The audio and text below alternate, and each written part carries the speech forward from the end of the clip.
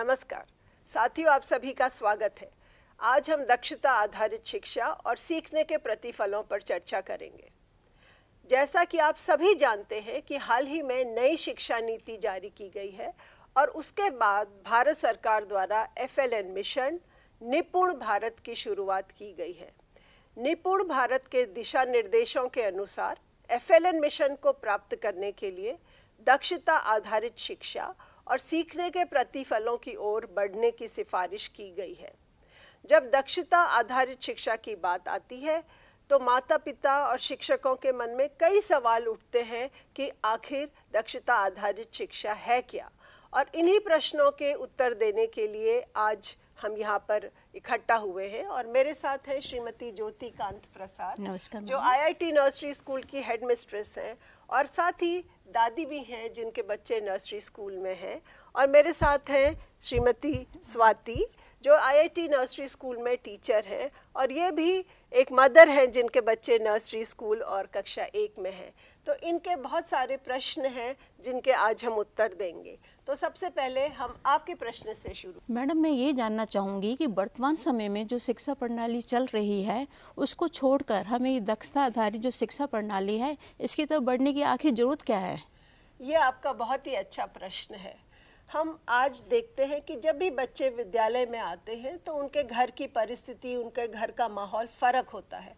कुछ घर ऐसे हैं जहाँ पे माता पिता या और वयस्क हैं, वो बच्चों को बहुत टाइम देते हैं, उनके साथ खेल खेलते हैं, उनसे बातें करते हैं, उनके प्रश्नों के उत्तर देते हैं, उनको किताबें पढ़ के सुनाते हैं, कहानियाँ सुनाते हैं। और वहीं दूसरी तरफ कुछ बच्चे ऐसे होते हैं जिनको घर में इस तरह का समृद्ध वातावरण नहीं मिल पाता है।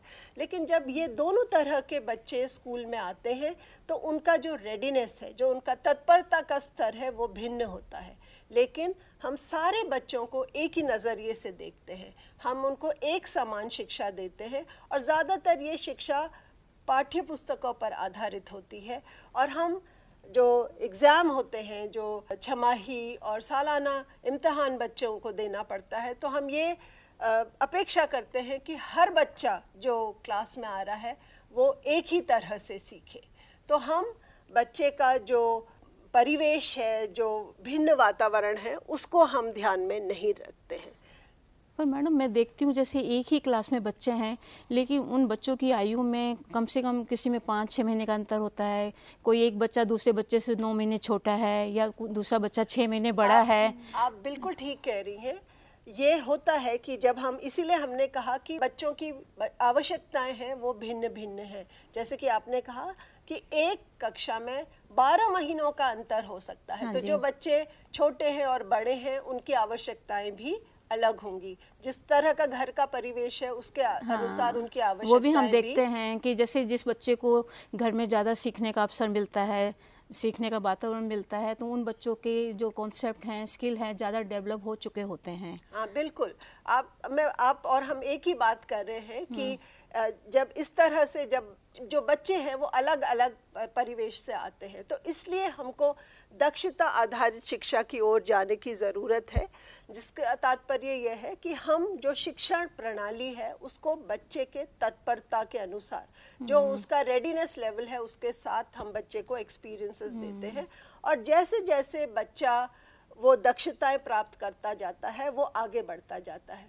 तो जो कक्षा का जो शिक्षण का जो पाठ्यक्रम है वो उम्र या समय के अनुसार नहीं होता, लेकिन बच्चा सीखने में कितना समय लगाएगा उसके अनुसार हमको अपनाना पड़ेगा। तो इसलिए हमको अब जो पारंपरिक शिक्षा प्रणाली है उससे दक्षता आधारित शिक्षा प्रणाली की ओर बढ़ने की ज़रूरत है। और इसका एक और इसमें फ़ायदा है कि जब दक्षता आधारित शिक्षा होती है तो लर्निंग आउटकम्स या जो सीखने के प्रतिफल हैं वो हम पहले ही डिफाइन करते हैं।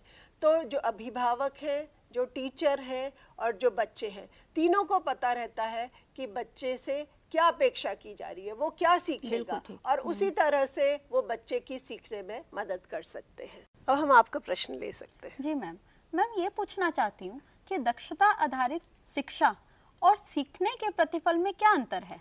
ये एक बहुत कॉमन आपका जो प्रश्न है, ये काफ़ी लोग ये प्रश्न पूछते हैं और अक्सर लोग दक्षता और सीखने के प्रतिफलों को आपस में भी अलग अलग बदल के इस शब्द का इस्तेमाल करते हैं, इंटरचेंजेबली यूज़ करते हैं इन दोनों टर्म्स को। तो दक्षता जो शब्द है वो दक्ष से बना है, जिसका अर्थ होता है योग्यता या कौशल। तो जब हम दक्षता की बात करते हैं तो हम देखते हैं कि ज्ञान, कौशल और मूल्य तीनों का समावेश होता है, और दक्षता एक जेनेरिक टर्म है और सीखने के प्रतिफल जो है वो स्पेसिफिक हैं। और जब हम एक ऐसा टीचिंग लर्निंग सिचुएशन डिज़ाइन करते हैं जहाँ पे बच्चा क्या सीखा है ये अगर हम माप सकें और जिसको हम मेजर कर सकें, तो हम उसको कहते हैं सीखने के प्रतिफल। मैं एक उदाहरण दूंगी।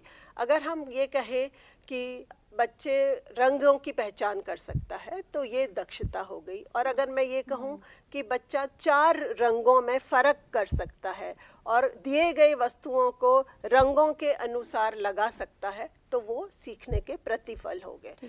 तो सीखने के प्रतिफल जो है ये एक प्रमाण है कि बच्चे ने दक्षता हासिल कर ली है। अच्छा मैडम, मुझको ये बताइए कि इस प्रणाली में क्या एक ही सीखने का प्रतिफल होता है? नहीं, जैसा कि अभी हमने चर्चा की कि जो दक्षता है वो बहुत तरह के एक्सपीरियंसेस से बनेगी। जैसे कि हम कहते हैं बच्चे में वोकैबुलरी का डेवलपमेंट, या बच्चा जो है नए नए शब्दों का उच्चारण शब्द सीखता है। तो ये बच्चा नए शब्द कहाँ से सीखता है? ये हिंदी की कक्षा से सीख सकता है, ये गणित की कक्षा से सीख सकता है। जब बच्चे खेल कूद कर रहे होते हैं तब भी बच्चे बहुत सारे नए शब्द सीखते हैं। तो बहुत सारे एक्सपीरियंसेस मिलके दक्षता बनाते हैं। हाँ, और लर्निंग आउटकम्स जो हैं, जब हम वो दक्षता आई कि नहीं उसको जब मेजर करना चाहते हैं तो वो हम उसको सीखने के प्रतिफल कहते हैं। तो एक दक्षता के एक से अधिक सीखने के प्रतिफल हो सकते हैं। ठीक मैम, मैं एक अध्यापिका हूँ। मेरी कक्षा में दक्षता आधारित जो प्रणाली है उसके तरीके कैसे बदलेंगे? ये आपका बहुत अच्छा प्रश्न है कि आपका जो क्लासरूम है या जो आपकी शिक्षण प्रणाली है वो कैसे बदलेगी दक्षता आधारित प्रणाली में। तो जब हम ये कहते हैं कि जो बच्चा है वो उसको इस तरह से ज्ञान, कौशल और मूल्यों का सृजन करना है, तो वो बच्चा इस तरह से सीखे और इतना सीखे कि वो उसको अपने रियल लाइफ सिचुएशन में उसका प्रयोग कर सके।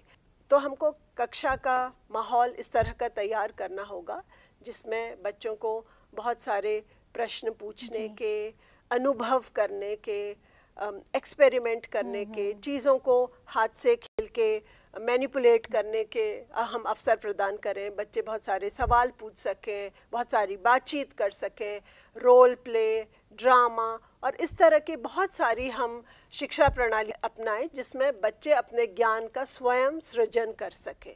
तो जो भी दक्षता आधारित शिक्षा प्रणाली है वो बच्चों पर आधारित होती है और हम इस तरह का माहौल क्रिएट करते हैं या इस तरह का माहौल बनाते हैं जिसमें बच्चा अपने ज्ञान का सृजन खुद कर सके।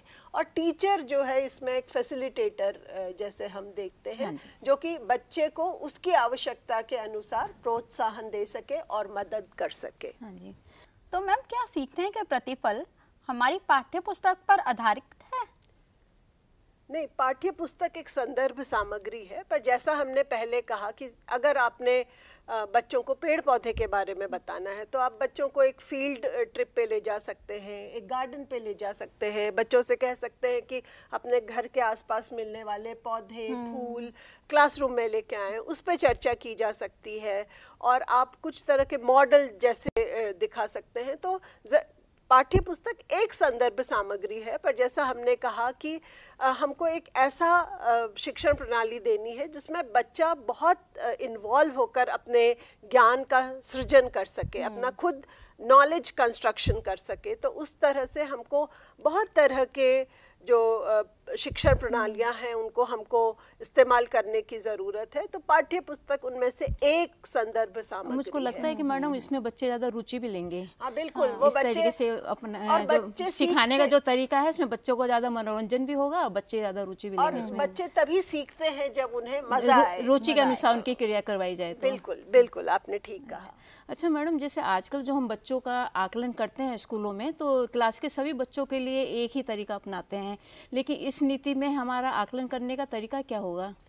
तो हम, जैसा हमने कहा कि इसमें रचनात्मक आकलन किया जाता है और आकलन को एक गाइडिंग टूल जैसे किया जाता है। तो हर लर्निंग एपिसोड, हर बार जब टीचर कुछ पढ़ाती है उसके बाद बच्चे का आकलन होता है दो तरीके से, कि पहले टीचर ये देखती है कि क्या बच्चे ने जो सीखने के प्रतिफल हैं वो प्राप्त कर लिए हैं या नहीं प्राप्त किए हैं, और अगर प्राप्त कर लिए हैं तो फिर वो बच्चा आगे के शिक्षण उसमें चला जाता है, और अगर नहीं किए हैं तो क्या कठिनाई आ रही है, और फिर जो बच्चे को जिस तरह की कठिनाई आती है उसके अनुसार उसको ज़्यादा प्रैक्टिस देने की जरूरत हाँ, पड़ेगी। उसको उसके अनुसार बच्चे को और ज्ञान अभ्यास दिया जाता है, और इस तरह से जो आकलन है वो बच्चे को पास या फेल या फर्स्ट या सेकंड करने के लिए नहीं, लेकिन बच्चे की मदद करने के लिए और ये पक्का करने के लिए कि बच्चे ने अपने जो सीखने के प्रतिफल हैं वो प्राप्त कर लिए। इसलिए ये रचनात्मक आकलन, और ये साल भर चलता रहता है, ये क्रम एक ही होगा। ठीक। तो साथियों, आज हमने दक्षता आधारित शिक्षा और सीखने के प्रतिफलों पे कुछ प्रश्नों पे चर्चा की जो अभिभावक और शिक्षकों के मन में होता है। मैं उम्मीद करती हूँ कि आपके भी प्रश्नों का उत्तर आपको मिल गया होगा। धन्यवाद। नमस्कार।